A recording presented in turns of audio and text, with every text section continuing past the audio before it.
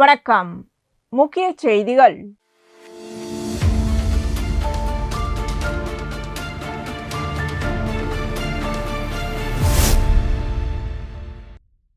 புதுச்சேரி மாவட்ட ஆட்சியர் அலுவலகத்தில் மத்திய அரசின் நிதி உதவியுடன் செயல்படுத்தப்பட்டு வரும் பல்வேறு வளர்ச்சித் திட்டங்களின் முன்னேற்றம் குறித்து ஆய்வுக் கூட்டம் நடைபெற்றது.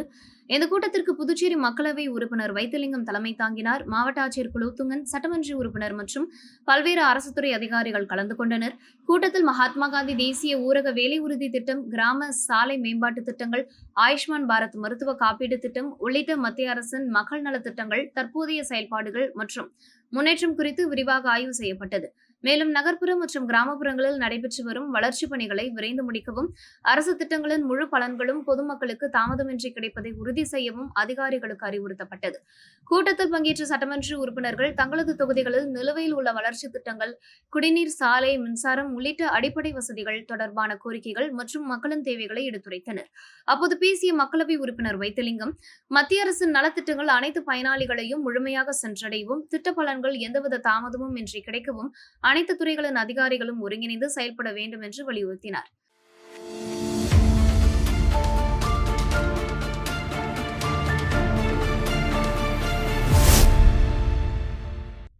பிரான்ஸ் நாட்டில் 1789ஆம் ஆண்டு ஜூலை 14ஆம் தேதி நடைபெற்ற மக்கள் புரட்சியின் நினைவாக ஆண்டுதோறும் ஜூலை 14ஆம் தேதி பிரான்ஸ் தேசிய தினம் கொண்டாடப்படுகிறது. அதன்படி புதுச்சேரியில் 237வது பிரான்ஸ் தேசிய தினம் அனுசரிக்கப்பட்டது. இதனையொட்டி கடற்கரை சாலையில் அமைந்துள்ள போர் வீரர் நினைவு தூணில் புதுச்சேரிக்கான பிரான்ஸ் நாட்டு துணை தூதர் ஜூன் பிலிப் ஹூதர் மற்றும் புதுச்சேரி மாவட்ட ஆட்சியர் குலோத்துங்கன் ஆகியோர் மலர் வளையம் வைத்து மரியாதை செலுத்தினர். தொடர்ந்து இந்தியா மற்றும் பிரான்ஸ் நாடுகளின் தேசிய கொடிகள் ஏற்றப்பட்டு இரு நாடுகளின் தேசிய கீதங்கள் இசைக்கப்பட்டன. இந்நிகழ்ச்சியில் அரசுத்துறை அதிகாரிகள், பிரான்ஸ் நாட்டை சேர்ந்த முக்கிய பிரமுகர்கள் கலந்து கொண்டு மரியாதை செலுத்தினர்.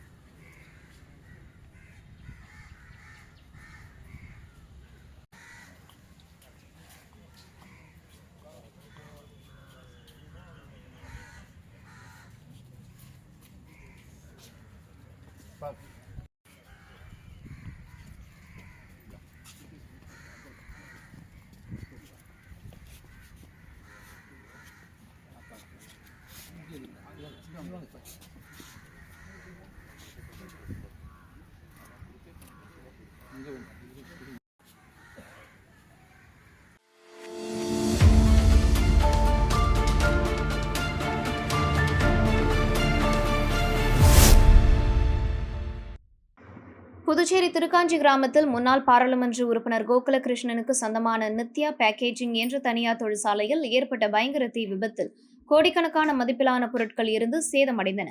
இந்த தொழிற்சாலையில் 500க்கும் மேற்பட்டோர் பணியாற்றி வருகின்றனர். தொழிற்சாலையின் குடோனில் அட்டை பெட்டிகள் மற்றும் அவற்றை தயாரிக்க பயன்படுத்தப்படும் மூலப்பொருட்கள் குவித்து வைக்கப்பட்டிருந்தன. இரவு திடீரென குடோனில் தீப்பிடித்து மலமளவென பரவி கொழுந்துவிட்டு எரிந்தது. இதனையடுத்து அங்கு பணியில் இருந்த ஊழியர்கள் பாதுகாப்பாக வெளியேறினர். தீ விபத்தில் குடோனின் மேற்கூரையில் பொருத்தப்பட்டிருந்த சோலார் பேனல்களும் தீக்கிரையாகின. தகவல் அறிந்த புதுச்சேரி வில்லியனூர், மடுக்கரை மற்றும் கோரிமேடு உள்ளிட்ட பகுதிகளிலிருந்து 5 தீயணைப்பு வாகனங்களில் வந்த வீரர்கள் தீயை அணைக்கும் பணியில் ஈடுபட்டனர். இருப்பினும் தீயை உடனடியாக கட்டுப்படுத்த முடியவில்லை.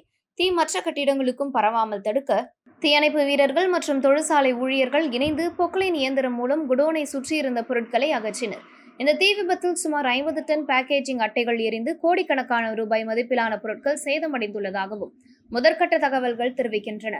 தொடர்ந்து குடோனில் குவிக்கப்பட்டிருந்த பொருட்கள் எரிந்து கொண்டிருந்ததால் தீயை முழுமையாக அணைக்கும் பணியில் தீயணைப்பு வீரர்கள் தொடர்ந்து ஈடுபட்டு வருகின்றனர். இதற்கிடையில் தொழிற்சாலையில் இருந்து வெளியேறிய அடர்ந்த புகையால் சுற்றுப்பகுதி மக்கள் பாதிக்கப்பட்டதாக கூறி சம்பவ இடத்தில் திரண்ட பொதுமக்கள் தொழிற்சாலையை முற்றுகையிட்டு போராட்டத்தில் ஈடுபட்டனர். அருகிலுள்ள பள்ளி மாணவர்களும் புகையால் பாதிக்கப்படுவதாக குற்றம் சாட்டி அதிகாரிகளுடன் வாக்குவாதத்தில் ஈடுபட்டனர். இதனால் அப்பகுதியில் பரபரப்பான சூழ்நிலை ஏற்பட்ட நிலையில் காவல்துறையினர் கூடுதல் பாதுகாப்பு ஏற்பாடுகளை செய்த நிலையில் கண்காணித்து வருகின்றனர். இதனால் அப்பகுதியில் பரபரப்பான சூழல் ஏற்பட்ட நிலையில் காவல்துறையினர் கூடுதல் பாதுகாப்பு ஏற்பாடுகளை செய்து நிலைமையை கண்காணித்து வருகின்றனர். தீ விபத்துக்கான காரணம் மற்றும் சேத மதிப்பு குறித்து அதிகாரிகள் தீவிர விசாரணை மேற்கொண்டு வருகின்றனர்.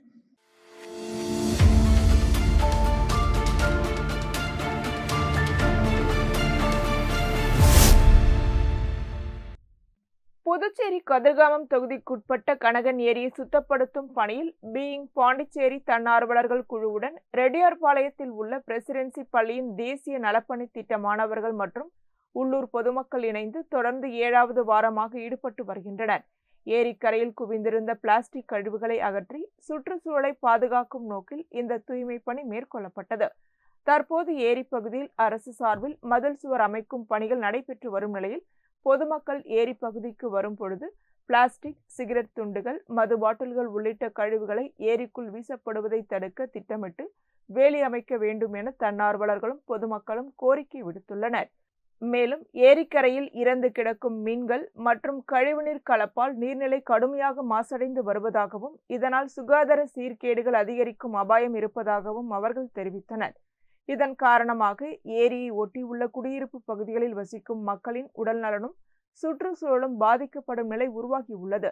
எனவே புதுச்சேரி துணைநிலை ஆளுநர் கனகன் ஏரியை நேரில் ஆய்வு செய்து மாசுக்கான காரணங்களை கண்டறிந்து உடனடி மற்றும் நிரந்தர தீர்வு காண நடவடிக்கை எடுக்க வேண்டும். மேலும் ஏரி பகுதியில் பிளாஸ்டிக் கழிவுகள் மற்றும் பிற அசுத்தங்கள் மீண்டும் தேங்காத வகையில் தேவையான தடுப்பு நடவடிக்கைகளை மேற்கொள்ள வேண்டும் என அப்பகுதி பொதுமக்கள் வலியுறுத்தியுள்ளனர். இங்கே கிட்டத்தட்ட பார்த்தீங்கன்னா ஒரு 20-25 பிளாஸ்டிக் பேக்ஸ் மட்டுமே நாங்கள் கலெக்ட் பண்ணியிருக்கோம் இன்றைக்கி. ஸோ பிரசிடென்சி ஸ்கூல்லேருந்து சப்போர்ட் பண்ணியிருந்தாங்க. அதில் ஒரு 30 வாலண்டியர்ஸ் வந்திருந்தாங்க. ப்ளஸ் நம்ம வாலண்டியர்ஸ் ஒரு 20 பேர் வந்திருந்தாங்க. இதிலேருந்து மக்களுக்கு நாங்கள் தெரிவிக்கிறது என்னன்னா, நம்ம வெளிநாடுகளில் நீர்நிலையங்களை அவ்வளோ தூய்மையாக பாதுகாக்கிறாங்க. ஆனால் நம்ம நாட்டில் மட்டும்தான் அதோட புனிதத்தன்மையை விட்டுட்டு அதை சுற்றியும் பிளாஸ்டிக்ஸ் கழிவுகளாக போட்டு அதோட குடிக்கிற குடிநீர் தன்மையை இழந்து அதோட கழிவுநீர் ஆக்குற அளவுக்கு நம்ம கன்வெர்ட் பண்ணிடுறோம். மறுபடியும் பண்ணுவார். ஸோ அதனால் நான் என்ன சொல்கிறேன்னா, இப்போ ஒவ்வொரு டைமும் நம்ம க்ளீன் பண்ணி போனாலும் மறுபடியும் யாராவது வந்து இங்கே அசுத்தம் பண்ணிட்டு போயிட்டு தான் இருப்பாங்க. பிளாஸ்டிக் கழிவுகளை போட்டு இந்த நீர்நிலையங்களை அதோட தன்மையை இழக்க தான் செய்வாங்க. அதனால் அரசாங்கம் வந்து இதை கண்டிப்பாக இது ஒரு ஸ்டெப்ஸ் எடுத்து இந்த இடம் வந்து கேட்டட் கம்யூனிட்டியாக மாற்றணும். இந்த கனகன் லேக்கை வந்து இன்னும் அடுத்த தலைமுறைக்கு, ஏன்னா இன்னும் 30 வருஷம் இதே மாதிரி பொல்யூஷன் ஆகிட்டே இருந்ததுன்னா இன்னும் 30 வருஷத்தில் இந்த கனகன் ஏரி வந்து மூடுற நிலைமைக்கு வந்துடும். ஏன்னா இப்போவே அதோட அந்த pH லெவல் சொல்கிறது வந்து கிட்டத்தட்ட ஆசிட் லெவலுக்கு அதுக்கு ஈக்குவலண்ட்டாக போயிட்டுருக்கு. ஸோ அதனால் நம்மளோட நீர்நிலைகளை பாதுகாக்கிறது கண்டிப்பாக அரசாங்கம் வந்து ஏதாவது ஸ்டெப்ஸ் நெசசரி ஆக்ஷன்ஸ் எடுக்கணும்.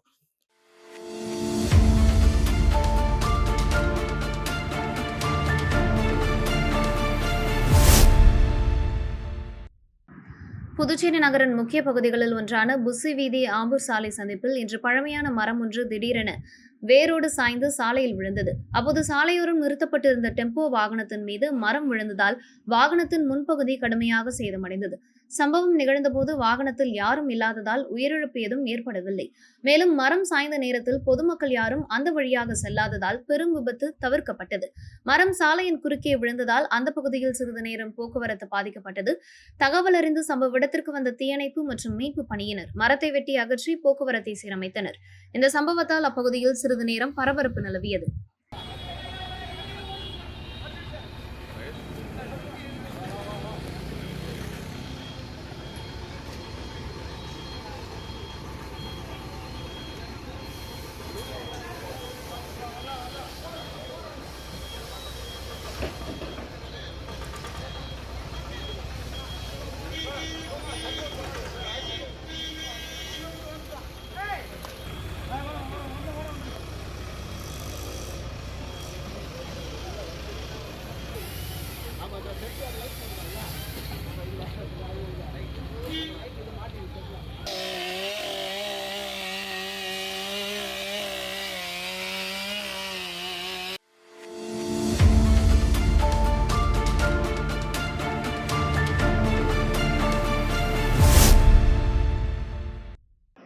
புதுச்சேரி மகளிர் மற்றும் குழந்தைகள் மேம்பாட்டுத்துறை சார்பில் முதியோர் உதவித்தொகை பெறும் 60 வயதிற்கு மேற்பட்ட பயனாளிகளுக்கு இலவச போர்வை மற்றும் காலணிகள் வழங்கும் நிகழ்ச்சி ஊசுடு தொகுதிக்குட்பட்ட பொறையூர், அகரம் உள்ளிட்ட பகுதியில் நடைபெற்றது.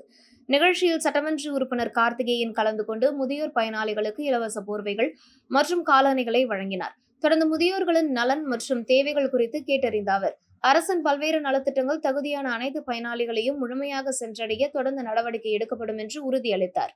இந்த நிகழ்ச்சியில் மகளிர் மற்றும் குழந்தைகள் மேம்பாட்டுத்துறை திட்ட அதிகாரி நிர்மலா, அங்கன்வாடி பணியாளர்கள், காங்கிரஸ் நிர்வாகிகள், கூட்டணி கட்சி நிர்வாகிகள், மற்றும் பொதுமக்கள் கலந்து கொண்டனர். தொடர்ந்து பொறையூர் நியாய விலைக் கடையில் மின்விளக்கு மற்றும் மின் விசிறி இல்லாமல் இருந்த நிலையில் பணியாளர்களின் கோரிக்கையை ஏற்று சட்டமன்ற உறுப்பினர் கார்த்திகேயன் தனது சொந்த செலவில் மின் விசிறி, மின் விளக்குகள் உள்ளிட்ட சாதனங்களை வழங்கினார்.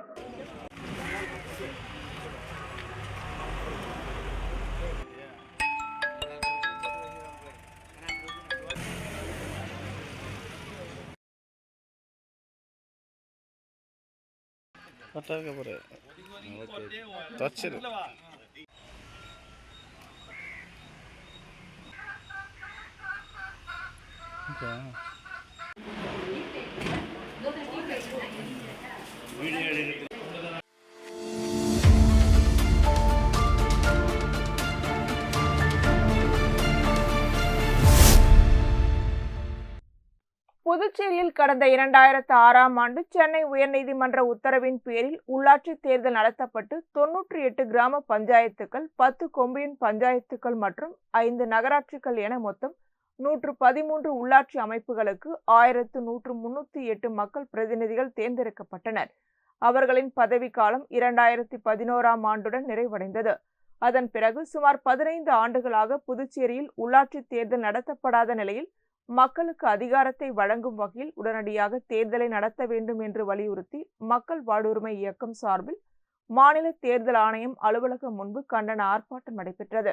மாநில தலைவர் ஜெகநாதன் தலைமையில் நடைபெற்ற இந்த ஆர்ப்பாட்டத்தில் உள்ளாட்சி கூட்டமைப்பு, 6ஆம் திணை, மக்கள் வாழ்வுரிமை இயக்கம் உள்ளிட்ட பல்வேறு சமூக நல அமைப்புகளை சேர்ந்த 100க்கும் மேற்பட்டோர் கலந்து கொண்டு உள்ளாட்சி தேர்தலை உடனடியாக நடத்த வேண்டும் என வலியுறுத்தி கண்டன கோஷங்களை எழுப்பினர். போராட்டம் குறித்து பேசிய மக்கள் வாழ்வுரிமை கூட்டமைப்பின் தலைவர் ஜெகநாதன், உள்ளாட்சி தேர்தல் தொடர்பான வழக்கு நீதிமன்றத்தில் விசாரணைக்கு வரவுள்ள நிலையில் அந்த விசாரணைக்கு வலு சேர்க்கும் நோக்கில் இந்த போராட்டம் நடத்தப்படுவதாக தெரிவித்தார். மேலும் ஜனநாயகத்தின் அடிப்படை அமைப்பான உள்ளாட்சி அமைப்புகளுக்கு மக்கள் பிரதிநிதிகளை தேர்வு செய்யும் வகையில் புதுச்சேரியில் உடனடியாக உள்ளாட்சி தேர்தலை நடத்த அரசு நடவடிக்கை எடுக்க வேண்டும் என அவர் வலியுறுத்தினார்.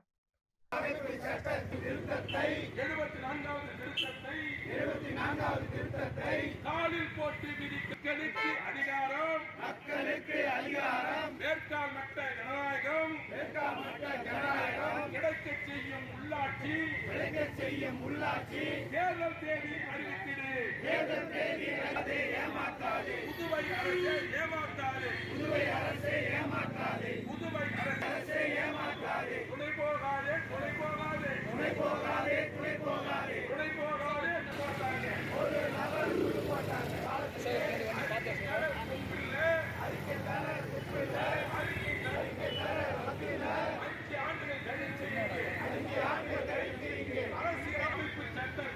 அரசியலமைப்பு சட்டத்தை அவமதிக்கிறாங்க. வெட்கக்கேடு,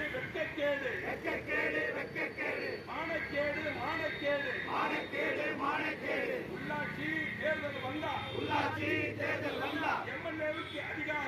எம்எல்ஏவுக்கு அதிகாரம் பறிபோகும் என்று தப்பாக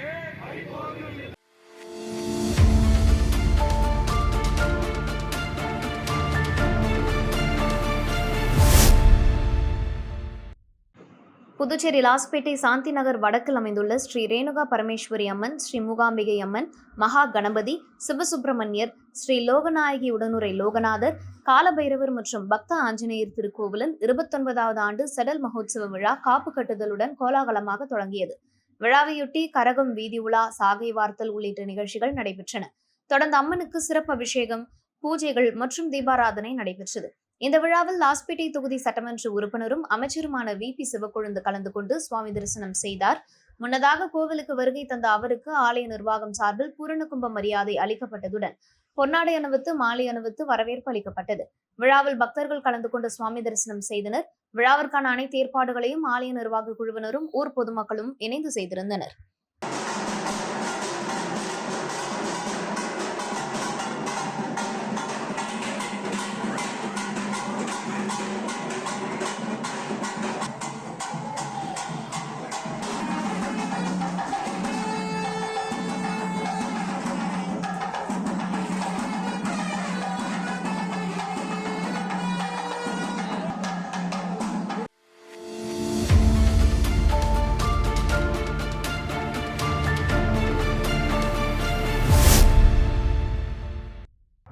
புதுச்சேரி மணக்குள விநாயகர் தொழில்நுட்ப கல்லூரி மற்றும் பிஎன்ஐ புதுச்சேரி டஃபோடில்ஸ் இணைந்து மெகா வேலைவாய்ப்பு முகாம் 2026 நடத்தினர். பட்டதாரிகள் மற்றும் வேலைவாய்ப்பை நாடும் இளைஞர்களுக்கு வேலைவாய்ப்பை உருவாக்கும் நோக்கில் நடைபெற்ற இந்த முகாம் புதுச்சேரியின் மிகப்பெரிய வேலைவாய்ப்பு தலங்களில் ஒன்றாக அமைந்தது. இந்நிகழ்வை தக்ஷசீலா பல்கலைக்கழக வேந்தரும் ஸ்ரீ மணக்குள விநாயகர் கல்வி அறக்கட்டளையின் தலைவர் மற்றும் நிர்வாக இயக்குநருமான தனசேகரன் தொடங்கி வைத்தார்.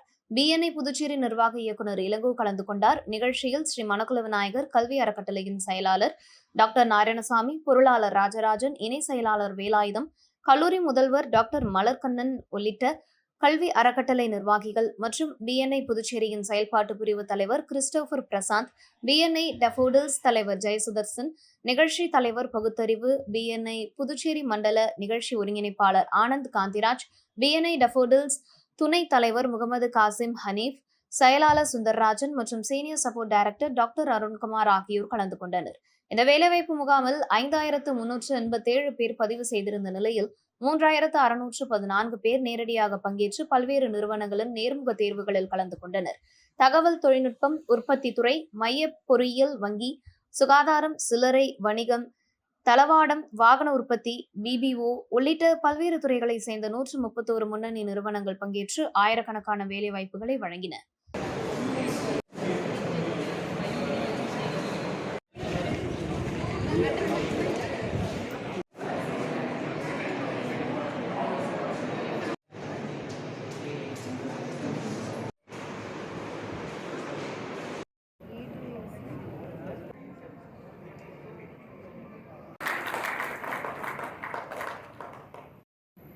First of all, wanted to thank Is the operators, please stay back on the back side, please. Dilip is here. Shaun Neeraj is here.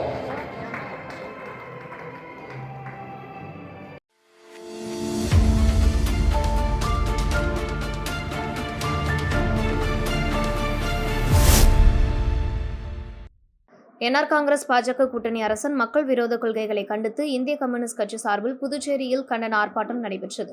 ஆர்ப்பாட்டத்தில் மாநிலத்தில் நிலவும் குடிநீர் தட்டுப்பாடு, மின்வெட்டு, விலைவாசி உயர்வு, வேலைவாய்ப்பின்மை, சட்டம் ஒழுங்கு பிரச்சினைகள், அரசு துறைகளில் காலி பணியிடங்கள் நிரப்பப்படாதது மற்றும் புதிய தொழிற்சாலைகள் அமைக்கப்படாதது உள்ளிட்ட பல்வேறு பிரச்சினைகள் குறித்து கண்டன முழக்கங்கள் எழுப்பப்பட்டன. மேலும் புதுச்சேரியில் உள்ளாட்சி தேர்தலை உடனடியாக நடத்த வேண்டும், மகளிருக்கு மாதந்தோறும் ரூபாய் 4000 உரிமைத் தொகை வழங்க வேண்டும், புதிய வேலை வாய்ப்புகளை உருவாக்க வேண்டும், அரசு துறைகளில் உள்ள காலி பணியிடங்களை நிரப்ப வேண்டும், பொதுமக்களின் அடிப்படை தேவைகளை அரசு உடனடியாக பூர்த்தி செய்ய வேண்டும் என்பன உள்ளிட்ட கோரிக்கைகள் வலியுறுத்தப்பட்டன. இந்த ஆர்ப்பாட்டத்தில் இந்திய கம்யூனிஸ்ட் கட்சி மாநில, மாவட்ட மற்றும் கிளை நிர்வாகிகள், கட்சி தொண்டர்கள் கலந்து கொண்டு அரசுக்கு எதிராக கண்டன முழக்கங்களை எழுப்பினர்.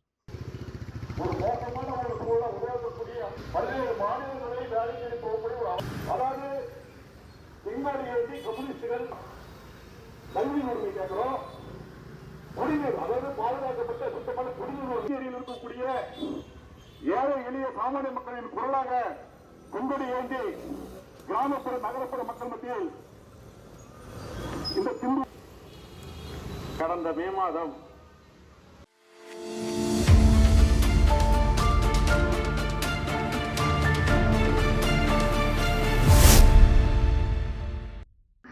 திண்டிவனம் ரெட்டனை கிராமத்தில் அமைந்துள்ள ஸ்ரீ திரௌபதி அம்மன் ஆலயத்தில் நடைபெற்று வரும் அக்னிவசந்த விழாவின் 18வது நாளை முன்னிட்டு சிறப்பு வழிபாடுகள் மற்றும் வீதி உலா நடைபெற்றது.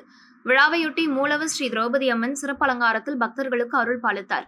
தொடர்ந்து அம்மனுக்கு கற்பூர ஆரத்தி காண்பிக்கப்பட்டு சிறப்பு பூஜைகள் நடைபெற்றன. மேலும் உற்சவர் ஸ்ரீ கிருஷ்ணர், ஸ்ரீ அர்ஜுன மகாராஜா, ஸ்ரீ திரௌபதி அம்மன் மற்றும் ஸ்ரீ சுபத்ரே ஆகிய தெய்வங்கள் மகாபாரதத்தில் பாண்டவர்கள் 13 ஆண்டு கால வனவாசத்தை முடித்து பின்னர் தங்களுக்குரிய அரசை பெற கிருஷ்ணர் சமாதான தூதுவராக கௌரவர்களிடம் செல்வதை எடுத்துக் கூறும் வகையில் வண்ண மலர்களால் அலங்கரிக்கப்பட்டு பக்தர்களுக்கு காட்சியளித்தனர். இதனைத் தொடர்ந்து தெய்வங்களுக்கு கற்பூர ஆரத்தி காண்பிக்கப்பட்டு கோவில் உட்பிரகாரத்தை வலம் வந்த பின்னர் வண்ண விளக்குகளால் அலங்கரிக்கப்பட்ட வாகனத்தில் வீதி உலா நடைபெற்றது. இந்த நிகழ்ச்சியில் பக்தர்கள் கலந்து கொண்டு சுவாமி தரிசனம் செய்தனர்.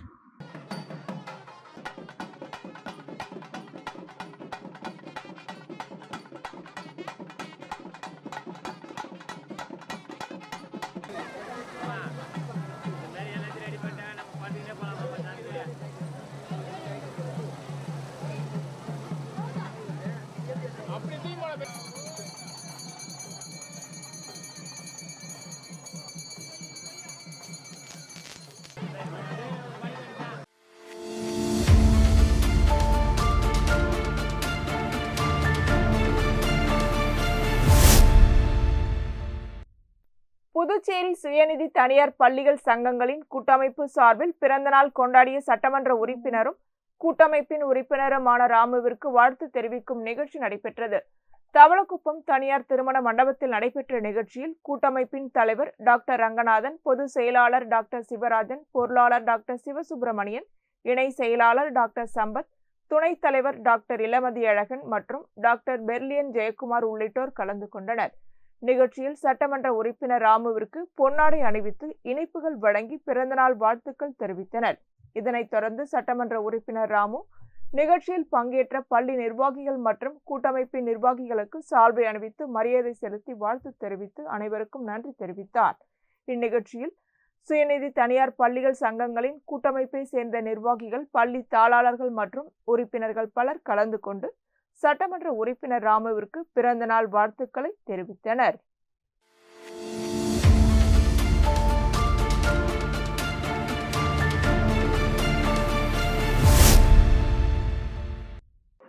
புதுச்சேரி முத்தியால்பேட்டை வேலாயுத பிள்ளை நகரில் முத்தியால்பேட்டை காவல் நிலையம் எதிரில் அமைந்துள்ள ஸ்ரீ பொன்னு மாரியம்மன் திருக்கோவிலில் ஆடி மாதத்தை முன்னிட்டு 12 நாட்கள் நடைபெறும் பிரம்மோற்சவ விழா ஜூலை 15ஆம் தேதி தொடங்குகிறது.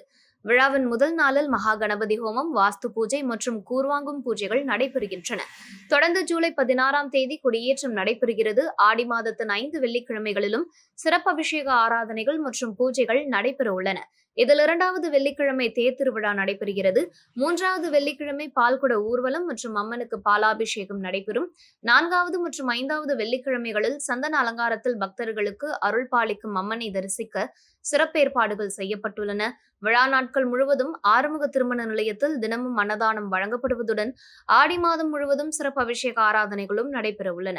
இந்த பிரம்மோற்சவத்தை கோவில் அறங்காவலர் குழுவினரும் வேலாயுத பிள்ளை நகர் ஊர் பெரியவர்களும் இணைந்து நடத்தி வருகின்றனர். கடலூர், விழுப்புரம், திண்டிவனம், மரக்காணம் உள்ளிட்ட பல்வேறு பகுதிகளில் இருந்து பக்தர்கள் கலந்து கொண்டு அம்மனை வழிபடுவார்கள் என எதிர்பார்க்கப்படுகிறது. விழாவில் பக்தர்கள் அனைவரும் கலந்து கொண்டு அம்மனின் அருளை பெறுமாறு கோவில் அறங்காவலர் குழு அழைப்பு விடுத்துள்ளது.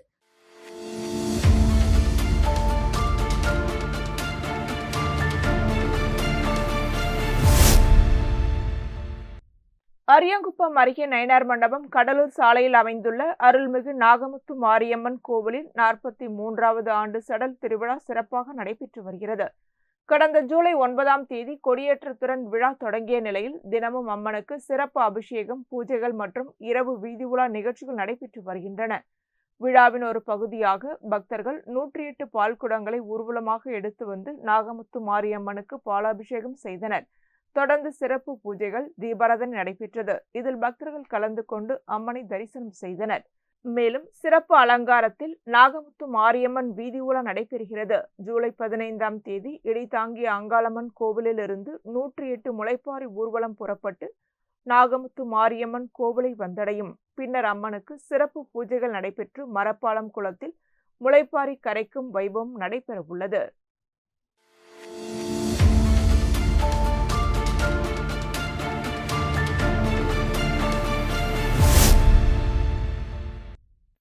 புதுச்சேரி உழவர்கரை தொகுதி சட்டமன்ற உறுப்பினரும் ஸ்ரீ மணக்குள விநாயகர் கல்வி குழுமத்தின் செயலாளருமான டாக்டர் நாராயணசாமியின் பிறந்த நாளை முன்னிட்டு அருமாத்துபுரம் பகுதியில் சிறப்பு நிகழ்ச்சி நடைபெற்றது. NR காங்கிரஸ் பிரமுகர் அருள் செல்வம் ஏற்பாடு செய்திருந்த இந்நிகழ்ச்சியில் டாக்டர் நாராயணசாமி கலந்து கொண்டு கேக் வெட்டி தனது பிறந்த நாளை கொண்டாடினார். தொடர்ந்து சுமார் 500க்கும் மேற்பட்ட பொதுமக்களுக்கு சமபந்தி விருந்து வழங்கி நிகழ்ச்சியை தொடங்கி வைத்தார். இதனையடுத்து நிகழ்ச்சியில் கலந்து கொண்ட பொதுமக்கள் மற்றும் NR காங்கிரஸ் கட்சி நிர்வாகிகள் டாக்டர் நாராயணசாமிக்கு பொன்னாடை அணிவித்தும் ஆளுயர ரோஜா மாலை அணிவித்தும் பிறந்தநாள் வாழ்த்துக்களை தெரிவித்தனர். இந்நிகழ்ச்சியில் NR காங்கிரஸ் கட்சி நிர்வாகிகள், ஆதரவாளர்கள் மற்றும் பொதுமக்கள் பலர் கலந்து கொண்டனர்.